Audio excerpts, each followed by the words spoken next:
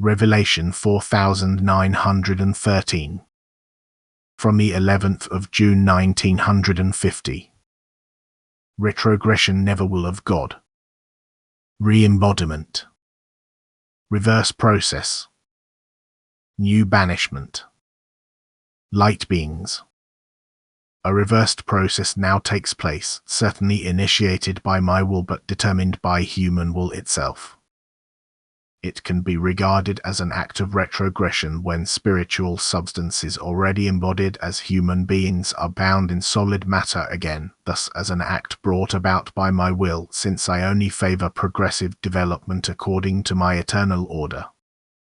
Yet this act also has to demonstrate the same principle which is based on my order. For the spiritual has already fallen into the abyss through human will, from which I guide it again on a slow path upwards. Hence a retrogression has taken place, not through my will but through human will, whereas my will enables the ascending development again, and thus a new healing process now begins after the end of this earth, a healing process which is unspeakably painful and seems to have no end, and yet is the only means to help the fallen up again. Therefore, what my work of redemption has not accomplished, this process must achieve. What was easily possible must, because it was not striven for, be achieved with extreme difficulty: the redemption from form, the liberation of the spiritual, and awakening from night to light. I made it easy for people through my death on the cross, but people did not accept my gift of grace. I took the suffering upon my shoulders, but they rejected my help, and therefore they have to take it upon themselves and bear it for an infinitely long time. They were already high up and plunged themselves low down. And my love and mercy now creates new opportunities for them to reach the height again.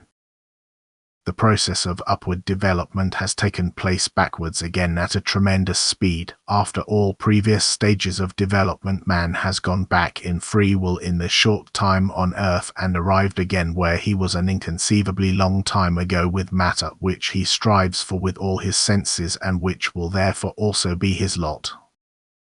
Yet it must always be made clear that this decline was never caused by my will but by human will itself, and that only my will now intervene by putting a stop to it and assigning a serving purpose to the solid matter which shelters this fallen spiritual substance, so that the spiritual substance will ascend again step by step, yet in bound will, because it would not be possible otherwise.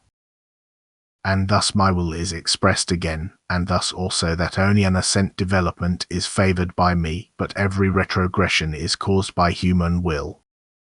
Hence it is absurd to think that something which has already matured experiences a retrogression through my will, that a being which has already liberated itself from the material cover and entered spiritual spheres receives a physical cover again through my will, which at the same time takes away the being's retro-consciousness, and it has to pass a test of will again, which it had therefore already passed once but could now just as well fail in free will.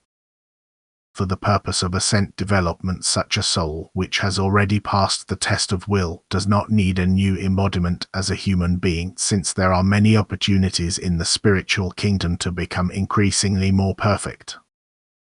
But if a soul has not passed the test of will, then it will be even less transferred back to earth, because this transfer back would then have to take place through my will, but would now be an act against my eternal order, because only constant progress is favored by me but not standstill or regression.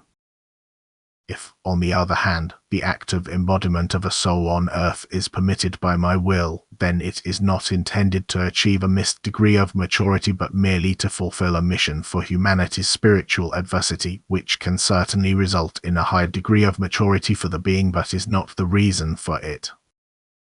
Souls which embody themselves on earth can certainly already have a certain degree of maturity if they come from other stars in order to reach the highest maturity on earth.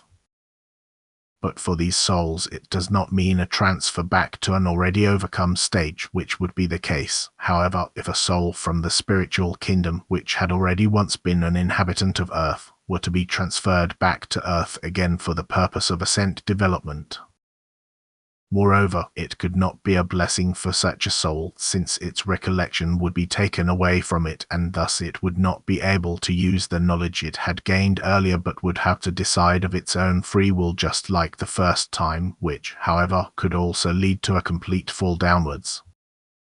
Anyone who strives upwards will also find enough opportunity in the spiritual kingdom to reach the heights. Anyone who strives towards earth is still under its spell and will never be moved back by me. However, anyone who is in the light and wants to descend to earth out of love for the unredeemed will be allowed this re-embodiment, but it can never ever result in a descent into the abyss, because the soul comes from above and, despite ignorance of its origin, possesses enough strength to resist all temptations on earth. For I will never ever let a light being fall. It will always fulfill its mission, even though it always acts and lives on earth in free will. But its will is and remains turned towards me, because it also has love within itself which recognizes me and eternally no longer wants to lose me. And thus what wants to ascend will be eternally supported by me, what desires the depth will not be hindered by me. But my fundamental principle is always upward development, which will also always be recognized by those who strive upwards. What therefore leads upwards is my will, but every decline is the human being's will, which is not touched by me in its freedom. Amen.